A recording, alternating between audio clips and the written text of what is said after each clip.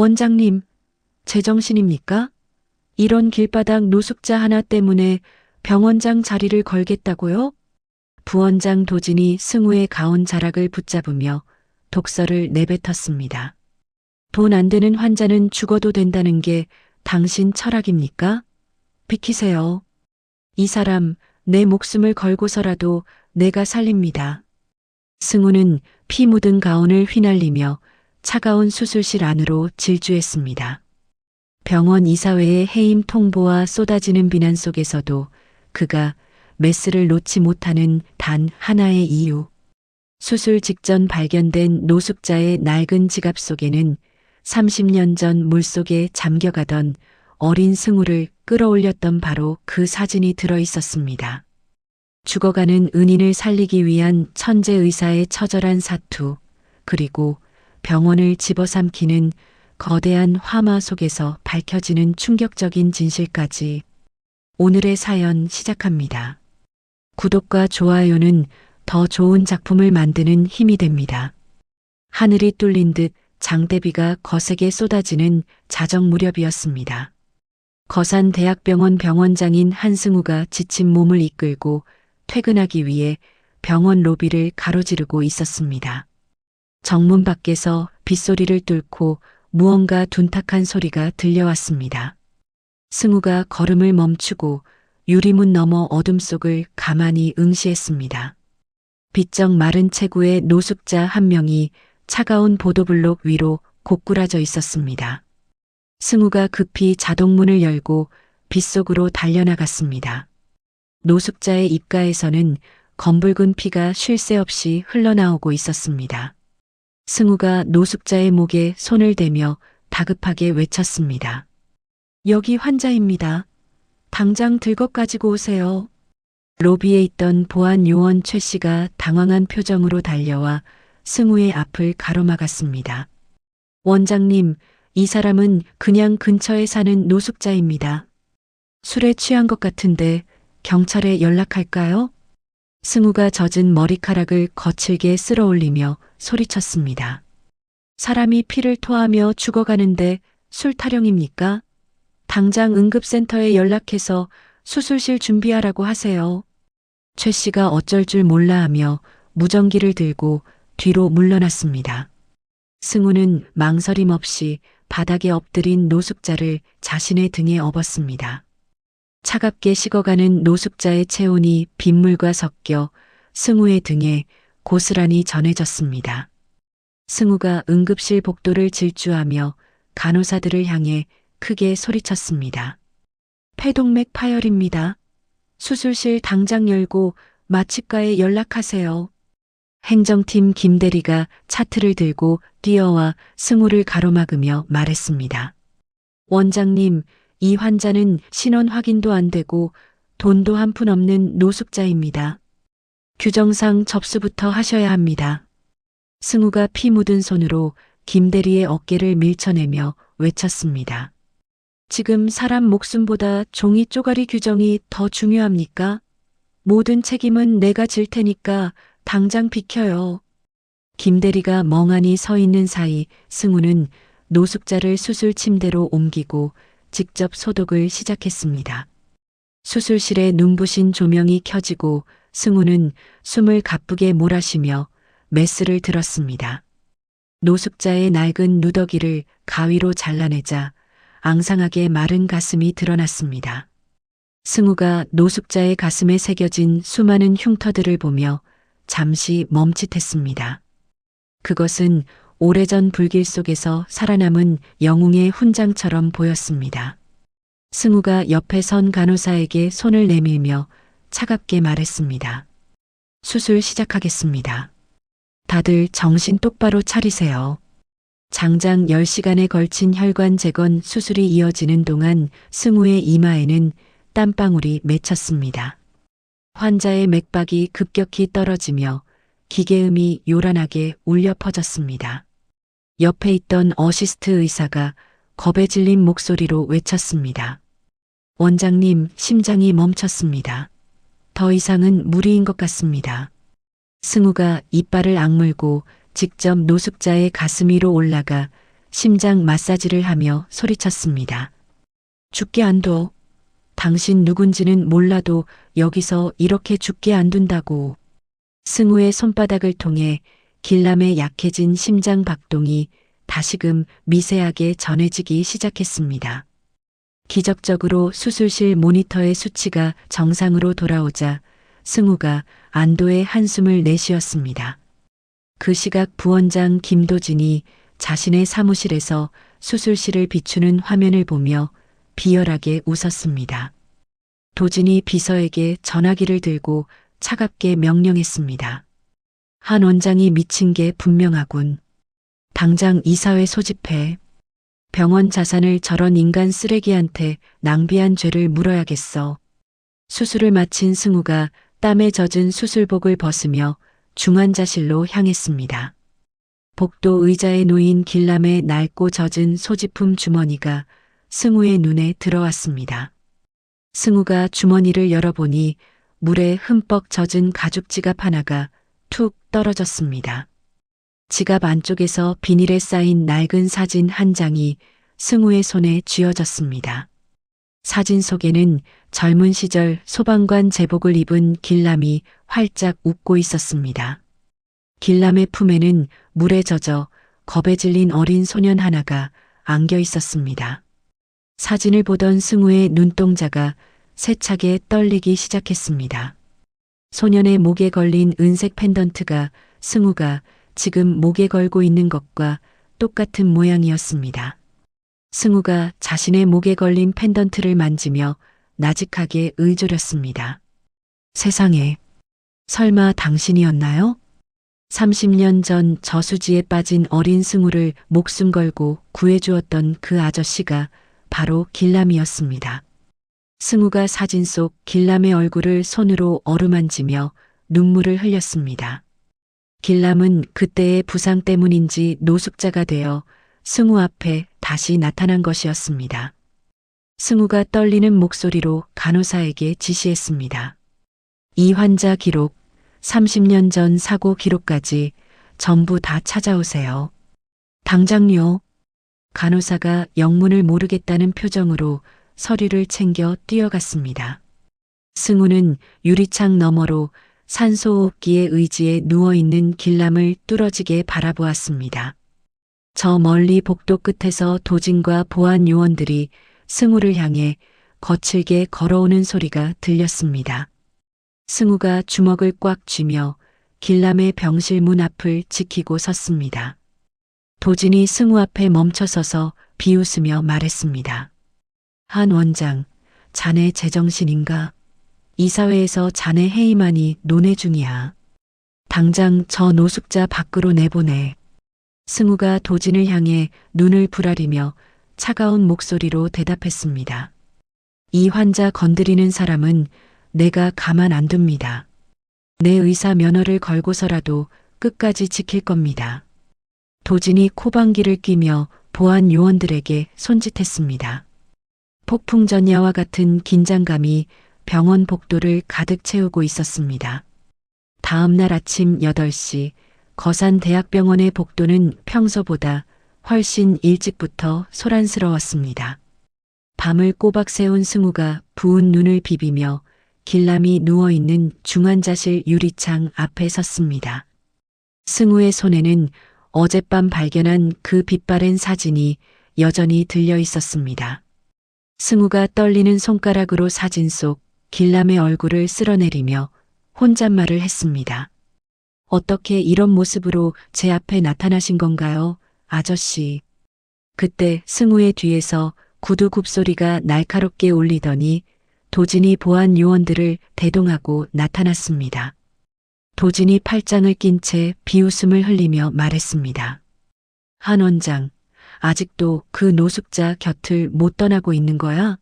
자네 정말 소문대로 정신이 나간 모양이군. 승우가 사진을 가온 주머니에 급히 넣으며 도진을 쏘아보았습니다. 부원장님, 이 환자분은 단순한 노숙자가 아닙니다. 우리 사회를 위해 헌신했던 영웅이셨단 말입니다. 도진이 코방귀를 크게 뀌며 옆에 있던 비서에게 서류 뭉치를 건네받았습니다. 영웅은 무슨 얼어 죽을 영웅이야. 자네 어린 시절 익사사고 때문에 제정신이 아니라는 기록 내가 이미 다 확보했어. 이 사회에선 자네를 정상적인 판단이 불가능한 상태로 보고 있지. 승우가 도진의 손에 들린 서류를 낚아채며 외쳤습니다. 이건 사생활 침해입니다. 도대체 어디까지 비겁해지실 겁니까? 도진이 승우의 어깨를 툭 치며 차갑게 대꾸했습니다. 병원장 자리 지키고 싶으면 당장 저 노숙자 요양원으로 빼. 안 그러면 자네 진료 기록 언론에 다 뿌려버릴 테니까. 도진이 휘파람을 불며 사라지자 승우는 벽을 짚으며 거친 숨을 내뱉었습니다. 그 시각 병원 로비는 아수라장으로 변해 있었습니다. 도진이 미리 사주한 시위대들이 피켓을 들고 큰 소리로 구호를 외치고 있었습니다. 노숙자 수용하는 병원장 물러나라. 환자들 안전이 최우선이다. 로비를 지나가던 환자들과 보호자들이 겁에 질린 표정으로 시위대를 지켜보았습니다. 승우가 로비로 내려오자 시위대 중 한 남자가 승우의 앞을 막아서며 침을 뱉었습니다. 당신이 병원장이면 다야? 우리 부모님 계신 병원에 이런 지저분한 인간을 들여놓다니. 승우가 남자의 눈을 똑바로 쳐다보며 단호하게 말했습니다. 병원장은 아픈 사람을 가리지 않습니다. 제발 길을 비켜주세요. 남자가 승우의 멱살을 잡으려 할 때 원무과 직원이 뛰어와 승우의 팔을 붙잡았습니다. 원장님, 이사회 결정이 내려졌습니다. 당분간 직무 정지이십니다. 원장실 비워주셔야겠어요. 승우가 힘없이 원무과 직원의 손을 뿌리치며 씁쓸하게 웃었습니다. 직무는 정지해도 좋지만 환자 치료비는 제 개인 자산으로 결제할 겁니다. 박길남 씨, 절대 다른 곳으로 옮기지 마세요. 승우는 곧장 원무과로 향해 자신의 개인 카드와 예금 통장을 내놓으며 길남의 치료비 보증금으로 전액을 예치했습니다. 승우가 원무과 직원에게 간절한 눈빛으로 부탁했습니다. 이 돈이면 한 달은 버틸 수 있을 겁니다. 무슨 일이 있어도 박길남 씨를 쫓아내지 마세요. 직원이 당황하며 영수증을 끊어주는 사이 도진이 다시 나타나 직원에게 소리쳤습니다. 뭐 하는 거야? 당장 저 환자 짐 싸서 구림요양원으로 보내버려. 내 명령이야. 승우가 도진의 앞을 가로막으며 가운 안쪽 주머니에서 작은 수첩 하나를 꺼냈습니다. 부원장님, 저번에 제약회사 사람들과 만나서 리베이트 받으신 장부, 제가 다 가지고 있는 거 모르셨습니까? 도진의 얼굴이 순식간에 흑빛으로 변하며 입술을 파르르 떨었습니다. 자네, 그걸 어떻게 해? 그게 무슨 말이야? 승우가 수첩을 흔들며 나직하고 단호하게 말했습니다. 딱 일주일입니다. 그동안 박길남 씨 건드리지 마세요. 안 그러면 이 장부 그대로 검찰에 넘기겠습니다. 도진이 분을 이기지 못해 씩씩거리며 보안 요원들을 데리고 뒤로 물러났습니다. 승우는 다시 길남의 병실로 돌아가 침대 머리맡에 앉았습니다. 길남이 가느다란 신음소리를 내며 천천히 눈을 떴습니다. 승우가 반가운 마음에 길남의 손을 꽉 잡으며 물었습니다. 아저씨, 저 알아보시겠어요? 저예요, 승우요. 길남이 초점 없는 눈동자로 승우를 보더니 겁에 질린 표정으로 손을 거두었습니다. 미안합니다. 내가 잘못했습니다. 돈 없어요. 나가게 해줘요. 길남은 과거 사고의 후유증으로 기억이 파편화되어 승우를 전혀 알아보지 못했습니다. 승우가 눈물을 참으며 길남의 마른 어깨를 다독였습니다. 아니에요, 아저씨. 제가 아저씨 지켜드릴게요. 이제 고생 안 하셔도 돼요. 길남은 겁에 질린 아이처럼 몸을 웅크린 채 덜덜 떨기만 했습니다. 한편 병원 외부에서는 승우가 노숙자를 살렸다는 기사가 지방신문 한 구석에 실렸습니다. 낡은 사무실에서 업무를 보던 미소가 그 기사 속 사진을 보고 숨을 멈췄습니다. 미소가 사진 속에 찍힌 노숙자의 낡은 지갑을 보며 비명을 지르듯 외쳤습니다. 엄마, 아빠 지갑이야. 아빠 찾았어. 미소는 겉옷도 챙기지 못한 채 가방만 움켜쥐고 사무실 밖으로 뛰어나갔습니다. 미소의 차가 거산 대학병원을 향해 도로 위를 광적으로 질주하기 시작했습니다. 병원에 도착한 미소가 안내 데스크를 치며 다급하게 물었습니다. 박길남 씨 어디 계세요? 기사에 나온 노숙자분 어디 있냐고요? 도진이 미소를 발견하고는 차가운 미소를 지으며 접근했습니다. 박길남 씨 보호자 되십니까? 안타깝지만 그 환자분 상태가 아주 나빠서 곧 임종을 준비하셔야 할 것 같네요. 미소가 도진의 가슴팍을 밀치며 소리쳤습니다. 당신이 뭔데 우리 아빠가 죽는다는 거야. 비켜, 당장 비키라고.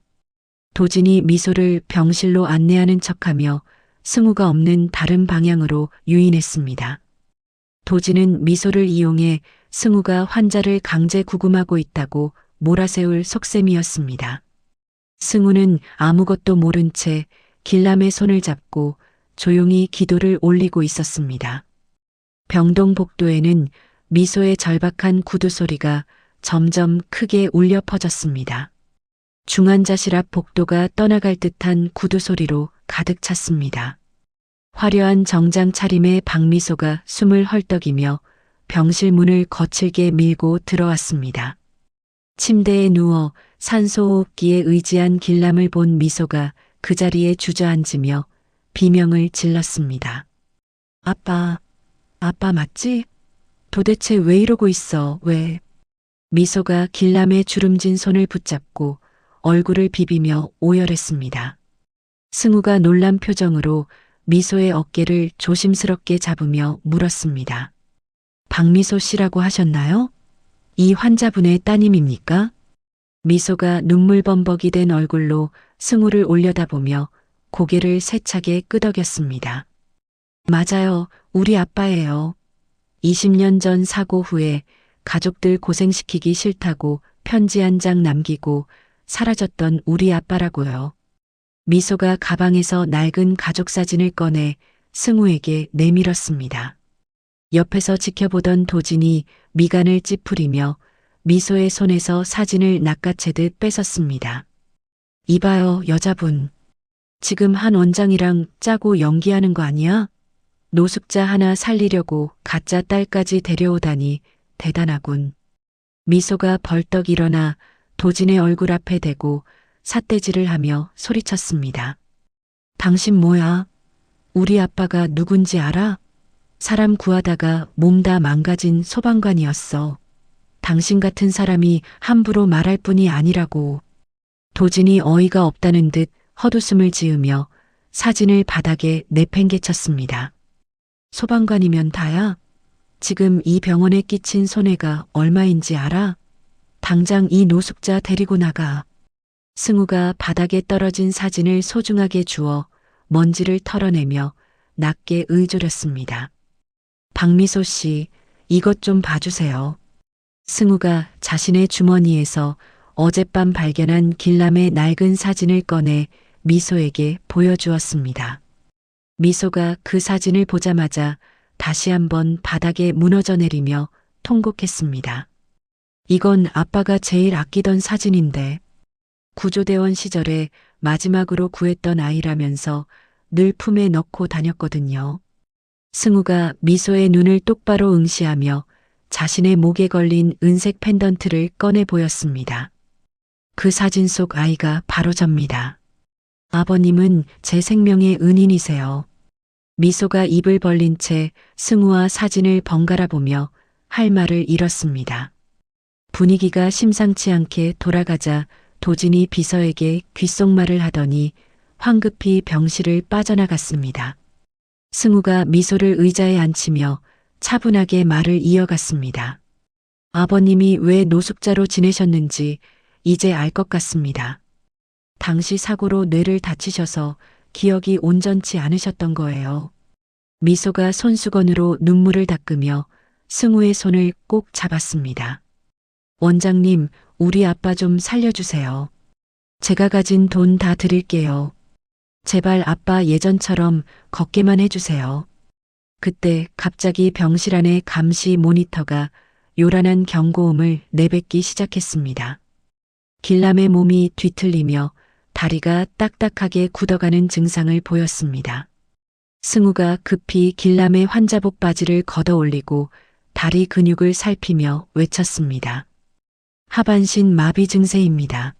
암세포가 척추 신경을 누르고 있어요. 당장 정밀 검사실로 옮겨야 합니다. 간호사들이 들이닥쳐 길람의 침대를 밀기 시작했고 미소는 비명을 지르며 그 뒤를 따랐습니다. 검사 결과는 절망적이었습니다. 1%의 성공 확률도 장담하기 어려운 위험한 수술이 필요한 상황이었습니다.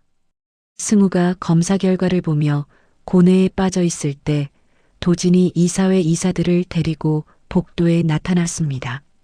도진이 이사들에게 서류를 보여주며 승우를 가리키고 큰 소리로 말했습니다.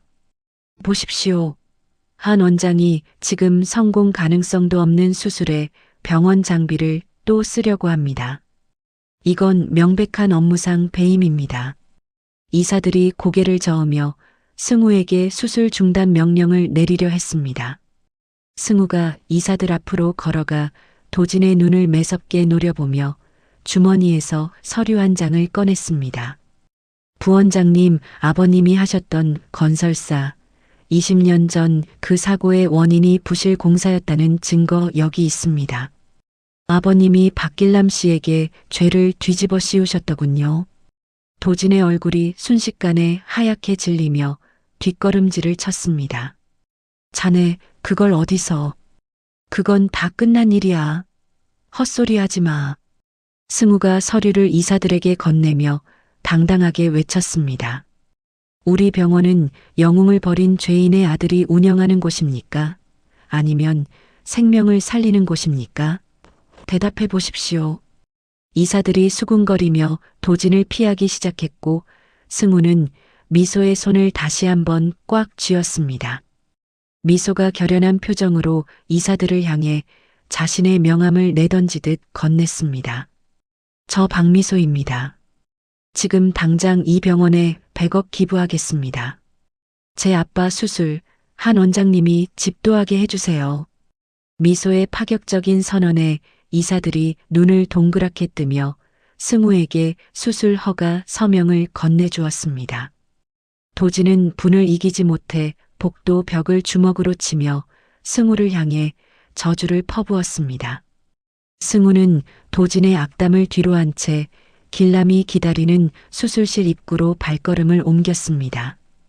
길람이 잠시 정신을 차리고 승우의 가운 자락을 힘겹게 붙잡았습니다. 승우가 길람의 귓가에 대고 나직하지만 힘있는 목소리로 말했습니다. 아저씨, 이번엔 제가 아저씨 구할 차례예요. 절 믿고 조금만 기다려주세요. 길람이 희미하게 미소를 지으며 눈을 감았고 수술실 문이 굳게 닫혔습니다. 승우는 자신의 의사 면허와 인생을 걸고 차가운 메스를 손에 쥐었습니다. 병원 밖에는 어느새 비가 그치고 먹구름 사이로 희미한 달빛이 비치고 있었습니다. 일주일 후 병원장실 앞 복도에는 이른 아침부터 백발이 성성한 노인 한 분이 초조하게 서성이고 있었습니다. 승우가 피곤한 기색으로 복도를 지나가다 노인을 발견하고 걸음을 멈췄습니다. 노인이 승우의 가운 자락을 붙잡으며 떨리는 손으로 누런 종이 뭉치를 내밀었습니다.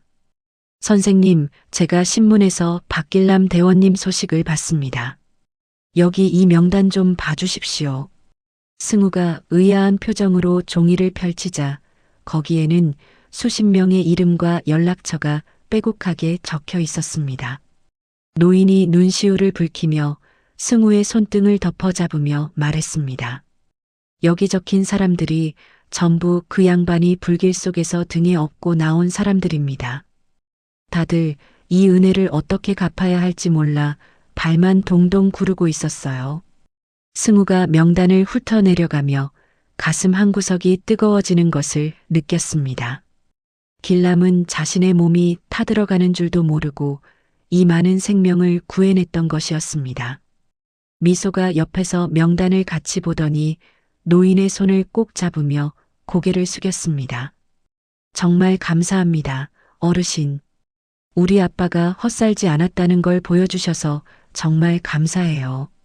노인이 미소의 손을 다독이며 간절한 목소리로 승우를 바라보았습니다. 원장 선생님, 제발 그 양반 좀 살려주십시오. 우리 같은 사람들한테는 신령님 같은 분입니다. 노인이 떠난 뒤 승우는 명단을 가슴에 품고 곧장 길람의 병실로 뛰어갔습니다. 길람이 창밖을 멍하니 바라보다가 들어오는 승우를 향해 고개를 천천히 돌렸습니다. 길람의 눈에 예전과는 다른 맑은 생기가 돌아와 있었습니다. 승우가 침대 옆으로 다가가 길람의 손을 잡으며 떨리는 목소리로 물었습니다. 아저씨, 몸은 좀 어떠세요? 저 기억나세요? 길람이 주름진 손으로 승우의 얼굴을 천천히 더듬더니 낮은 목소리로 대답했습니다. 많이 컸구나, 펜던트 소년. 이제는 아주 훌륭한 의사가 되었어. 승우가 길람의 무릎에 얼굴을 묻고 아이처럼 어깨를 들썩이며 흐느꼈습니다. 길람이 승우의 머리카락을 쓰다듬으며 인자한 미소를 지었습니다. 울지 마라. 내가 살아서 이렇게 내 앞에 있는데 내가 왜 슬퍼하겠니? 미소가 아버지를 껴안으며 울음 섞인 목소리로 투정을 부렸습니다. 아빠, 나도 여기 있어. 나 성공했어, 아빠. 이제 아빠 평생 내가 모실 거야. 길람이 미소의 얼굴을 어루만지며 미안함이 가득 담긴 표정으로 고개를 끄덕였습니다. 그날 오후 승우는 병원 지하 창고를 개조해 소외된 이웃을 위한 임시 진료소를 꾸리기 시작했습니다. 미소가 전 세계에서 공수한 최첨단 의료 장비들이 속속들이 도착하며 진료소의 위용을 갖추어 갔습니다. 승우가 흰 가운을 고쳐 입으며 미소에게 결연한 의지를 보였습니다. 미소 씨, 아버님이 평생 하셨던 일을 이제 우리가 이어받는 겁니다. 여기서 다시 시작해요. 미소가 모니터를 확인하며 승우를 향해 환하게 웃어 보였습니다. 원장님 덕분이에요. 우리 아빠 이름으로 된 재단도 곧 승인이 날 거예요. 한편 도진은 자신의 사무실에서 승우의 지지율이 치솟는 것을 보며 초조하게 손톱을 깨물고 있었습니다. 그때 낡은 옷차림의 여성이 아이를 업고 도진의 방으로 거칠게 밀고 들어왔습니다. 여성이 도진의 책상 위에 녹음기 하나를 내려놓으며 표독스럽게 말했습니다. 부원장님, 우리의 수술비로 장난친 거 이거 하나면 충분하겠죠? 제약회사 리베이트 받은 거 다 풀어버릴 거예요. 도진이 당황하며 여성의 팔을 잡아 끌고 낮은 목소리로 협박했습니다. 이 여편네가 미쳤나? 당장 안 나가? 경찰 부르기 전에 꺼져. 여성이 도진의 손을 뿌리치며 복도가 떠나갈 듯이 비명을 질렀습니다. 부르세요. 가서 부원장님이 우리의 약 바꿔치기해서 뒷돈 챙긴 거 다 말할 테니까. 소란을 듣고 달려온 승우와 이사들이 도진의 방 앞에 멈춰 섰습니다. 승우가 여성의 손에서 녹음기를 건네받으며 도진을 차가운 시선으로 훑어보았습니다. 부원장님, 이제 정말 끝인 것 같네요. 이 증거물은 이사회에 바로 제출하겠습니다. 도진이 무릎을 꿇으며 승우의 바짓가랑이를 붙잡고 애걸복걸했습니다. 한 원장, 내가 잘못했어. 한 번만 봐줘. 수술 허가해 줄게. 내 마음대로 다 해. 승우가 도진의 손을 차갑게 떼어내며 이사들을 향해 고개를 돌렸습니다. 이사장님, 박길람 씨 수술 최종 승인해 주십시오. 그리고 여기 있는 모든 의료진이 자발적으로 참여하기로 했습니다. 이사장이 고개를 끄덕이며 수술 허가서에 서명을 마쳤습니다. 그날 밤 승우는 수술을 앞둔 길람을 휠체어에 태우고 병원 옥상 정원으로 향했습니다. 시원한 밤바람이 두 사람의 얼굴을 부드럽게 스치고 지나갔습니다. 승우가 길람의 옆에 앉아 자신의 발등을 보며 나직하게 고백했습니다. 아저씨, 저 사실 물이 무서워서 수영장도 못 갔어요. 아저씨를 구하지 못한 게 제 탓 같았거든요. 길람이 승우의 손을 잡고 밤하늘의 별을 가리키며 인자하게 말했습니다. 물은 생명이야, 승우야. 무서워할 게 아니란다. 내가 살았기에 내가 오늘 이렇게 행복한 거야. 승우가 길람의 손을 꽉 쥐며 가슴속에 맺혀있던 트라우마의 응어리를 씻어내렸습니다. 길람이 승우의 어깨 등을 토닥이며 용기를 북돋아 주었습니다. 내일 수술실에서 내 손은 떨리지 않을 거야. 내가 내 곁에 있을 거니까. 승우가 밤하늘을 보며 처음으로 환한 미소를 지어 보였습니다. 다음 날 아침 승우는 병원 로비에서 자신을 기다리는 수십 명의 의료진과 마주했습니다. 모두가 한마음으로 길람의 수술 성공을 기원하며 승우를 향해 고개를 숙였습니다. 승우가 푸른색 수술복으로 갈아입고 수술실 문 앞에 당당하게 섰습니다. 미소가 길람의 이마에 입을 맞추며 눈물 섞인 응원을 보냈습니다. 아빠, 자고 일어나면 다 나아 있을 거야. 사랑해. 길람이 미소의 손을 흔들어주며 수술 침대에 몸을 맡겼습니다. 승우가 수술실 조명을 켜고 팀원들을 향해 침착하게 지시했습니다. 오늘 우리는 한 영웅의 생명을 구합니다. 모두 최선을 다해 주십시오. 수술실 문이 닫히고 붉은색 수술 중 조명이 켜졌습니다. 승우의 눈빛은 그 어느 때보다 날카롭고 확신에 찬 모습으로 빛나고 있었습니다. 수술실 안은 숨소리조차 들리지 않을 만큼 정적이 가득했습니다. 승우는 땀방울이 눈가로 흘러내리는 것도 잊은 채 현미경 너머 길람의 미세한 혈관들을 응시하고 있었습니다. 승우가 떨림 없는 손으로 메스를 움직이며 간호사에게 말했습니다. 거즈 더 주시고 혈압 계속 확인하세요. 지금부터가 가장 중요한 구간입니다. 옆을 지키던 마취가 의사가 모니터를 살피며 긴장된 목소리로 대답했습니다. 혈압이 조금씩 떨어지고 있습니다. 원장님, 서둘러야 할 것 같아요. 승우가 입술을 꽉 깨물며 종양의 뿌리 부분을 조심스럽게 박리하기 시작했습니다. 암세포가 척추 신경을 지독하게 감싸고 있어 자칫하면 영영 걷지 못할 수도 있는 위험한 순간이었습니다. 승우가 마음속으로 길람의 얼굴을 떠올리며 나직하게 의조렸습니다. 아저씨, 조금만 더 버텨주세요. 거의 다 왔습니다. 장장 15시간의 혈투 끝에 승우가 마지막 봉합을 마치고 메스를 내려놓았습니다.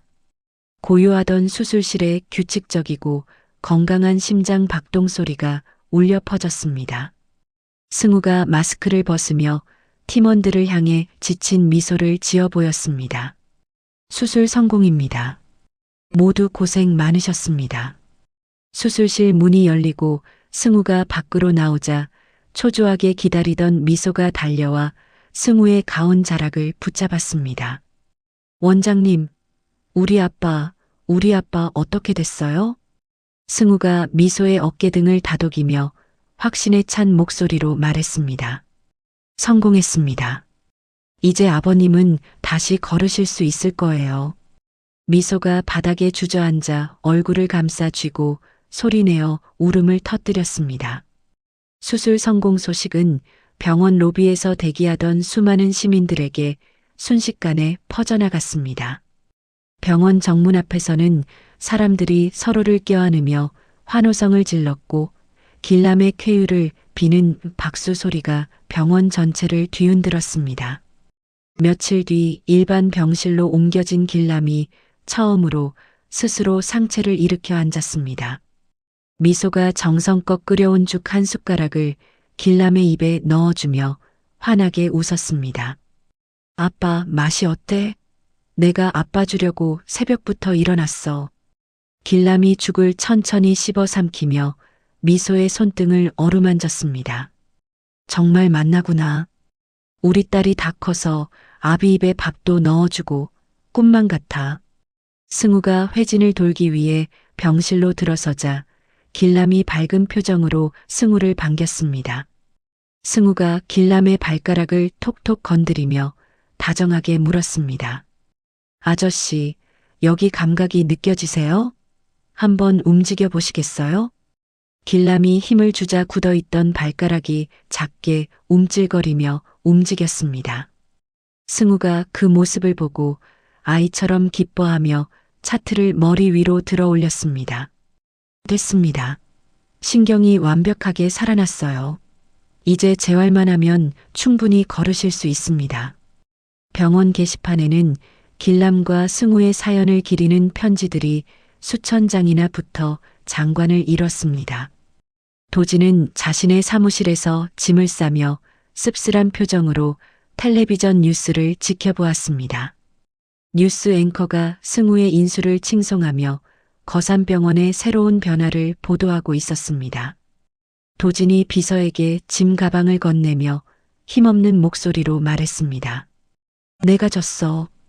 한 원장 그 친구 진짜 의사였구먼. 병원은 길람의 이름을 딴 영웅의 방을 지정하고 가난한 이웃들을 위한 무료 진료 사업을 대대적으로 공포했습니다. 승우와 길람, 미소 세 사람은 병원 마당에 모여 기념사진을 찍기로 했습니다. 미소가 승우와 길람의 팔짱을 끼며 즐거운 목소리로 외쳤습니다. 자, 여기 보세요. 하나, 둘, 셋. 셔터 소리와 함께 세 사람의 얼굴에 세상에서 가장 행복한 미소가 담겼습니다. 승우는 길람의 건강이 기적처럼 회복된 것을 기념하기 위해 병원 옥상 정원에서 작은 파티를 열었습니다. 화창한 오후 햇살이 정원 가득 쏟아지고 은은한 꽃향기가 코끝을 간지럽혔습니다. 승우가 길람에게 시원한 주스를 건네며 나직하게 속삭였습니다. 아저씨, 저 오늘처럼 행복한 날이 없었어요. 고맙습니다. 살아주셔서. 길람이 승우의 손을 꽉 잡으며 밤하늘의 별처럼 맑은 눈으로 승우를 바라보았습니다. 아니다. 내가 나를 다시 태어나게 해준 거야. 이제 내가 내 아들이나 다름없어. 미소가 케이크를 들고 오며 두 사람 사이에서 장난스럽게 웃음을 터뜨렸습니다. 두 분이서만 친하기예요? 나도 끼워줘야죠. 평화로운 웃음소리가 옥상 정원을 가득 채우고 모두가 안도의 숨을 내쉬고 있었습니다. 그런데 갑자기 병원 건물 바닥에서 기분 나쁜 진동이 미세하게 느껴지기 시작했습니다. 승우가 눈등을 찌푸리며 정원 바닥을 내려다보았습니다. 방금 무슨 소리 못 들으셨어요? 땅이 흔들린 것 같은데. 말이 끝나기가 무섭게 지하에서부터 육중한 폭발음이 옥상까지 전달되었습니다. 정원 입구의 비상구 문틈 사이로 검은 연기가 소름 끼치게 새어나오기 시작했습니다. 환기구를 타고 올라온 매캐한 냄새가 순식간에 정원을 뒤덮었습니다. 병원 건물 전체에 날카로운 비상경보음이 요란하게 울려 퍼졌습니다. 승우가 미소의 어깨를 감싸 안으며 다급하게 외쳤습니다. 지하에서 불이 난 모양입니다. 빨리 대피해야 해요. 평화로웠던 병원은 순식간에 비명과 연기가 가득 찬 아비규환의 현장으로 변해가고 있었습니다. 승우와 길람의 눈앞에 또 다른 거대한 시련의 그림자가 드리워지고 있었습니다. 지하 산소 탱크실에서 발생한 거대한 연쇄 폭발이 병원 건물 전체를 뒤흔들었습니다. 옥상 정원에서 파티를 즐기던 사람들은 갑작스러운 진동에 비명을 지르며 바닥으로 쓰러졌습니다. 승우가 미소의 어깨를 감싸 안으며 정문 쪽을 바라보자 시커먼 연기가 환기구를 타고 뱀처럼 기어 올라오고 있었습니다. 승우가 다급하게 무전기를 든 보안 요원에게 소리쳤습니다. 당신, 지금 지하 상황이 어떻게 된 거예요? 당장 소방본부에 연락해요. 보안 요원이 겁에 질린 목소리로 무전기에 대고 비명을 지르듯 대답했습니다. 원장님, 지하 산소실이 터졌습니다. 전력 장치까지 전부 불이 붙어서 엘리베이터가 멈췄어요.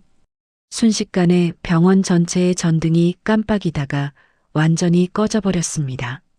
비상 조명등만이 핏빛처럼 붉은 빛을 내뿜으며 복도를 기분 나쁘게 비추기 시작했습니다. 승우가 미소에게 길람의 휠체어를 맡기며 다급하게 지시했습니다. 미소 씨, 아버님 모시고 비상계단으로 내려가세요. 저는 중환자실 환자들부터 챙겨야 합니다. 미소가 승우의 가운 자락을 꽉 붙잡으며 눈물 섞인 목소리로 외쳤습니다. 원장님, 지금 저 안으로 들어가면 위험해요. 같이 가요. 승우가 미소의 손을 부드럽게 떼어내며 단호한 눈빛으로 말했습니다. 의사가 환자를 버리고 갈 수는 없습니다. 빨리 내려가세요. 휠체어에 앉아있던 길람이 갑자기 승우의 팔을 강한 힘으로 붙들며 일어섰습니다. 길람의 눈빛이 평소의 인자한 모습이 아닌 과거 전설적인 구조대원 시절의 날카로운 앙광을 뿜어내고 있었습니다. 길람이 젖은 수건을 입에 대며 낮은 목소리로 지시했습니다. 승우야, 지금은 당황하면 다 죽는다. 연기가 아래에서 올라오니 옥상 문을 닫고 다른 퇴로를 찾아야 해. 미소가 길람의 허리를 껴안으며 울먹이는 목소리로 말했습니다. 아빠, 지금 몸도 안 좋은데 어디를 가겠다는 거야? 제발 그냥 나랑 같이 나가자. 길람이 미소의 손을 단호하게 뿌리치며 복도 구석에 있는 소화전을 발로 차서 열었습니다. 미소야, 이 아빠는 평생 사람 구하는 소방관이었다. 내 눈앞에서 사람들이 죽어가는 걸 그냥 보고 있을 수는 없어. 길람은 환자복 차림으로 연기가 자욱한 복도 안으로 거침없이 걸어 들어갔습니다. 승우는 길람의 뒷모습에서 거대한 영웅의 기계를 느끼며 자신도 모르게 발걸음을 옮겼습니다. 한편 부원장실이 있는 층에서는 도진이 금고에서 돈다발과 서류 뭉치를 가방에 챙기느라 정신이 없었습니다. 도진이 매캐한 연기에 기침을 하며 비서에게 소리쳤습니다. 뭐하고 있어? 당장 내 가방 들고 비상구로 뛰어. 이 서류들 불타면 우리 다 끝장이야.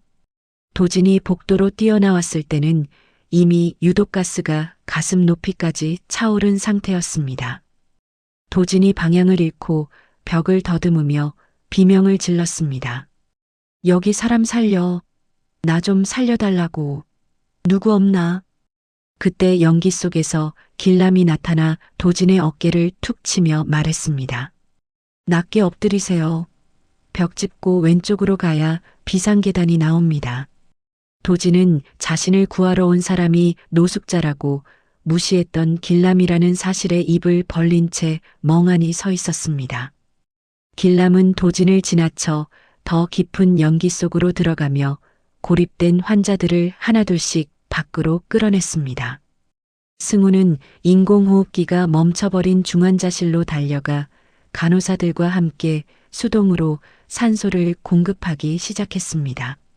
승우가 땀을 비오듯 흘리며 엠브백을 짜며 간호사에게 외쳤습니다. 포기하지 마세요.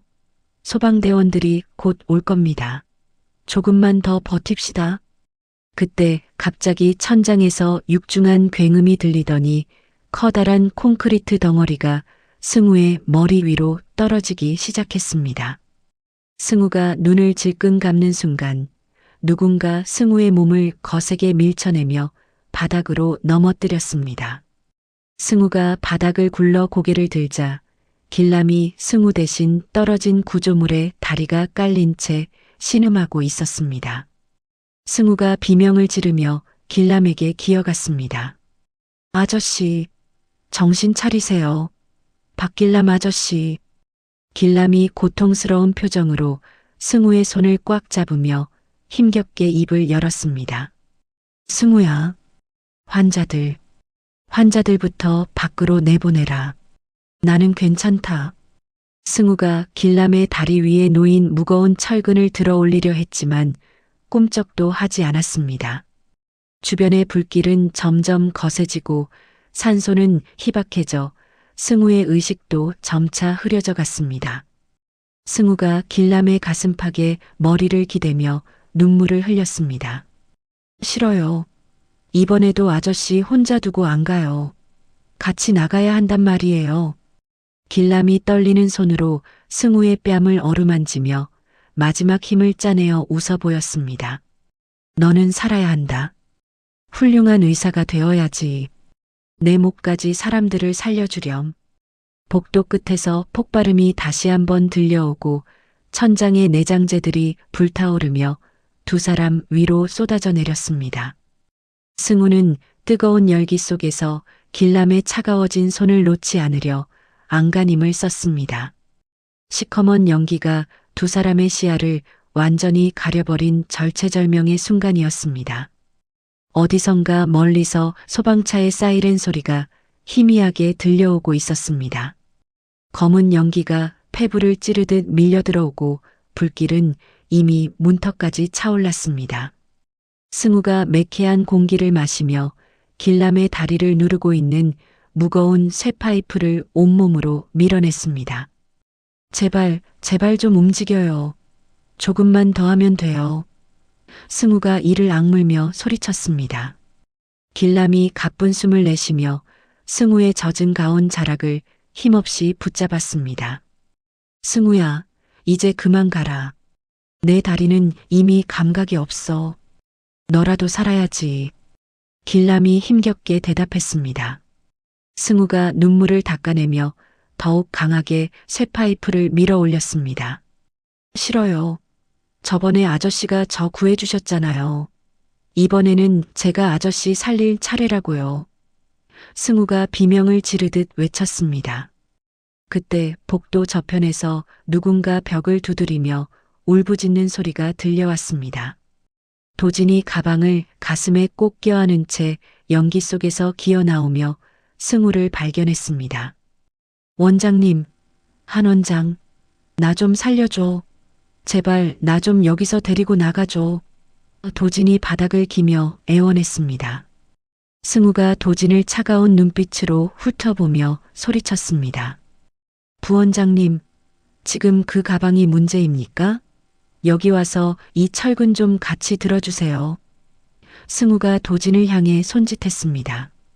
도진이 겁에 질려 고개를 저으며 뒷걸음질을 쳤습니다. 난 못해. 뜨거워 죽겠는데 어떻게 그걸 들어. 그냥 나부터 데리고 나가라고. 도진이 악을 쓰며 울었습니다. 길람이 고통을 참으며 도진을 향해 손을 뻗었습니다. 부원장님, 모든 생명은 평등한 법입니다. 승우야, 저 사람도 같이 데리고 가야지. 원망은 나중에 하려무나. 길람이 나직하게 말했습니다. 승우가 길람의 말에 입술을 깨물더니 옆에 있던 소방 도끼를 집어들었습니다. 승우가 도끼 뒷부분을 지렛대처럼 철근 사이에 끼워 넣고 온 체중을 실어 눌렀습니다. 드디어 철근이 조금씩 들리기 시작했고 승우가 도진의 팔을 낚아채며 소리쳤습니다. 당장 아저씨 다리 빼요. 안 그러면 당신도 여기 두고 갈 거야. 승우가 도진을 쏘아보며 명령했습니다. 도진이 벌벌 떨며 길람의 다리를 철근 밑에서 간신히 빼냈습니다. 승우는 길람을 등에 업고 다른 한 손으로는 도진의 옷덜미를 잡아 끌며 옥상을 향해 뛰기 시작했습니다. 비상계단은 이미 연기로 가득 차한 채 앞도 보이지 않았습니다. 아저씨, 조금만 참으세요. 거의 다 왔어요. 승우가 거친 숨을 몰아쉬며 길람을 다독였습니다. 옥상 문을 박차고 나가자 시원한 밤바람이 세 사람의 얼굴을 때렸습니다. 하지만 기쁨도 잠시, 옥상 아래로는 거대한 불길이 건물을 집어삼킬 듯 솟구치고 있었습니다. 하늘 위로 구조 헬기가 선회하고 있었지만 자욱한 연기 때문에 옥상의 위치를 잡지 못하고 있었습니다. 여기에요. 여기 사람 있어요. 도진이 하늘을 향해 팔을 흔들며 비명을 질렀습니다. 하지만 연막탄도 없는 상황에서 헬기는 점점 멀어져만 갔습니다. 길람이 승우의 가운 죽은 주머니에서 라이터를 꺼내며 승우에게 지시했습니다. 승우야, 내 가운을 벗어라. 저기 쌓인 폐자재에 불을 붙여서 연기색을 바꿔야 해. 길람이 벽에 기대어 말했습니다. 승우가 자신의 흰 가운을 벗어 길람이 가리킨 곳에 던지고 불을 붙였습니다. 검은 연기 사이로 흰 가운이 타오르며 이질적인 연기가 피어오르자 헬기가 방향을 틀어 다가왔습니다. 구조대원이 로프를 타고 내려오는 것을 본 도진이 승우를 밀치며 먼저 매달리려 했습니다. 승우가 도진의 팔을 잡고 길람의 곁으로 밀어내며 대원에게 소리쳤습니다. 이 환자분부터 태우세요. 중증 환자입니다. 승우가 길람을 가리켰습니다. 길람이 손을 흔들며 거절했습니다. 아니다. 나는 소방관이었다. 저 사람과 남은 환자들부터 보내라. 승우야, 내 마지막 부탁이다. 길람이 단호한 눈빛으로 승우를 보았습니다. 승우는 길람의 뜻을 꺾을 수 없다는 것을 깨닫고 눈물을 머금으며 도진과 다른 환자들을 먼저 보냈습니다. 마지막으로 헬기에 오른 승우가 길람의 손을 꽉 잡으며 가슴에 얼굴을 묻었습니다. 아저씨, 이번에도 절 지켜주셨네요. 고맙습니다. 정말 고맙습니다. 승우가 오열하며 말했습니다. 지상으로 내려온 승우는 자신의 부상도 잊은 채 임시 천막으로 달려갔습니다. 길람이 실려나가는 것을 본 미소가 승우에게 달려와 두 사람을 껴안고 통곡했습니다. 승우는 쉴 틈 없이 다른 환자들의 상처를 살피며 응급처치를 시작했습니다. 병원 앞을 지키던 시민들이 승우와 길람의 사투를 실시간 영상으로 확인하며 눈물을 훔쳤습니다. 저 의사 선생님이랑 소방관 아저씨 좀 봐. 정말 대단해. 한 시민이 박수를 치며 응원했습니다. 승우는 화상으로 벌겋게 부어오른 자신의 손을 보며 길람의 따뜻한 손길을 떠올렸습니다. 연기 속에 갇혀있던 공포는 사라지고 가슴 속에는 뜨거운 사명감이 타오르고 있었습니다. 승우는 길람의 침대 옆에 앉아 은인의 맥박을 확인하며 안도의 숨을 내쉬었습니다. 밤하늘의 별들이 불타버린 병원 위로 슬프지만 아름답게 빛나고 있었습니다. 길람이 천천히 눈을 떠 승우를 바라보며 작게 미소 지었습니다. 고생했다. 나의 작은 영웅아. 길람이 승우의 손등을 토닥이며 나직하게 말했습니다. 승우는 길람의 손을 자신의 뺨에 대고 환하게 웃어 보였습니다. 세상에서 가장 아름다운 보은의 순간이 깊어가는 밤을 따뜻하게 물들이고 있었습니다. 화재의 비극이 휩쓸고 지나간 지 어느덧 1년이라는 시간이 흘렀습니다. 잿더미가 되었던 거산대학병원은 국민들의 성금과 미소의 기부금으로 국내 최고의 재난 거점 병원으로 다시 태어났습니다. 병원 로비 정중앙에는 예전의 화려한 조형물 대신 커다란 벽화 하나가 내외빈들의 시선을 사로잡고 있었습니다. 서로를 마주보며 환하게 웃고 있는 승우와 길람의 모습 위로 생명에는 등급이 없다는 문구가 황금빛으로 빛나고 있었습니다. 승우가 새로 마련된 의료재단 이사장실에서 창밖을 내려다보며 감회에 젖어 있었습니다. 그때 정장을 단정하게 차려입은 미소가 서류 가방을 들고 들어오며 밝게 인사했습니다. 이사장님, 벌써 취임식 준비하셔야죠. 아빠는 벌써 로비에서 기다리고 계신다니까요. 승우가 미소를 향해 고개를 돌리며 쑥스러운 듯 넥타이를 매만졌습니다. 미소 씨, 이사장이라는 호칭은 아직도 적응이 안 되네요. 그냥 예전처럼 원장이라고 불러주세요. 미소가 승우의 넥타이를 직접 바로잡아주며 장난스럽게 웃음을 터뜨렸습니다. 안 돼요. 이제 우리 블루드림 재단을 이끌어갈 수장이신데 격식을 차리셔야죠. 아빠가 보시면 또 한 소리 하실걸요? 두 사람이 로비로 내려가자 가슴에 반짝이는 국민 훈장을 단 길라미 시민들에게 둘러싸여 박수를 받고 있었습니다. 길라미 승우를 발견하고는 지팡이도 없이 성큼성큼 다가와 승우의 어깨를 꽉 쥐었습니다. 승우야, 정말 대견하구나. 내가 만든 이 병원이 이제 수많은 사람들의 눈물을 닦아주겠지? 승우가 길람의 두 손을 겹쳐 잡으며 허리를 숙여 인사했습니다. 아저씨가 아니었다면 이 병원도 저도 없었을 겁니다. 아저씨가 제 곁에 계셔 주셔서 정말 든든해요. 길람이 승우의 등을 다독이며 인자한 목소리로 대답했습니다. 나는 이제 소방관 유가족들 쉼터 돌보느라 바쁠 게다. 너도 여기서 아픈 사람들 마음까지 잘 보듬어 주렴. 취임식 행사가 한창 진행되던 중 승우의 비서가 조심스럽게 다가와 사진 한 장과 편지를 건넸습니다. 편지에는 낡은 보건소 건물 앞에서 땀을 흘리며 환자를 돌보고 있는 도진의 모습이 담겨 있었습니다. 도진이 비뚤비뚤한 글씨로 적은 편지에는 승우와 길람을 향한 진심 어린 참회가 가득했습니다. 승우가 편지를 읽으며 나직하게 응조렸습니다. 부원장님, 아니, 김 선생님도 이제야 진짜 의사의 길을 찾으신 모양이네요. 다행입니다. 미소가 편지를 뺏어 보더니 코끝을 찡긋하며 한마디 덧붙였습니다. 지은 죄가 있으니 평생 봉사하며 살아야죠. 그래도 목숨 구해주는 애는 있지 않은 모양이라 마음이 좀 놓이네요. 오후가 되자 승우는 흰 가운을 입고 새로 들어온 젊은 레지던트들 앞에 섰습니다.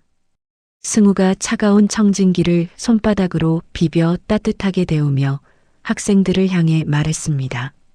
여러분, 수술 실력보다 중요한 건 환자의 눈을 맞추는 것입니다. 기계적인 치료가 아니라 사람을 먼저 보십시오. 학생들이 승우의 말 한마디 한마디를 놓치지 않으려는 듯 눈을 반짝이며 수첩에 적어 내려갔습니다. 승우가 진료실 책상 위에 놓인 낡은 호루라기를 만지며 다시 한번 다짐했습니다. 그것은 길람이 수술 성공 후 승우에게 선물했던 영웅의 용기가 깃든 보물이었습니다. 병원 정문 앞에서는 미소가 제작한 다큐멘터리 영상이 대형 전광판을 통해 흘러나오고 있었습니다. 노숙자였던 길람이 승우를 구하고 의사가 된 승우가 다시 길람을 살려낸 기적 같은 이야기에 지나가던 시민들이 발걸음을 멈추고 눈물을 닦았습니다. 승우는 퇴근길에 길람과 함께 병원 뒤편 공원을 천천히 거닐었습니다. 시원한 강바람이 불어왔지만 승우는 더 이상 물소리를 들어도 가슴이 떨리지 않았습니다. 승우가 강물을 바라보며 길람에게 다정하게 물었습니다. 아저씨, 우리 이번 주말에 낚시하러 갈까요? 제가 이제 물속에서 수영도 할 수 있거든요. 길람이 호탕하게 웃으며 승우의 어깨에 팔을 둘렀습니다. 그거 참 좋은 생각이구나. 우리 아들이 물개를 다 됐으니 이 아비가 질 수야 없지. 노을이 붉게 타오르며 두 사람의 뒷모습을 황금빛으로 따뜻하게 감싸 안았습니다. 승우가 길람의 손을 꽉 잡으며 가슴속으로 마지막 인사를 건넸습니다. 과거의 슬픔은 이제 강물에 씻겨 내려가고 두 사람의 앞날에는 희망찬 푸른 꿈만이 가득했습니다.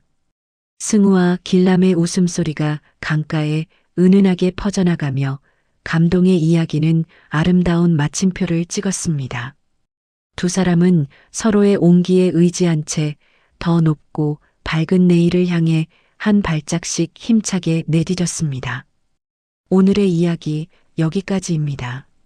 30년 전 물속에서 건져 올린 작은 생명이 30년 후 다시 한 남자의 생명을 구해내는 기적 같은 이야기를 어떻게 보셨나요? 우리는 흔히 손해보지 않으려 계산하며 살아가지만 조건 없이 베푼 선의는 언젠가 반드시 가장 필요한 순간에 우리에게 돌아오는 것 같습니다. 냉혈한이라 불리던 승우의 마음을 녹인 것은 화려한 의술이 아니라 과거 자신을 구했던 은인의 거칠고 투박한 손길이었습니다.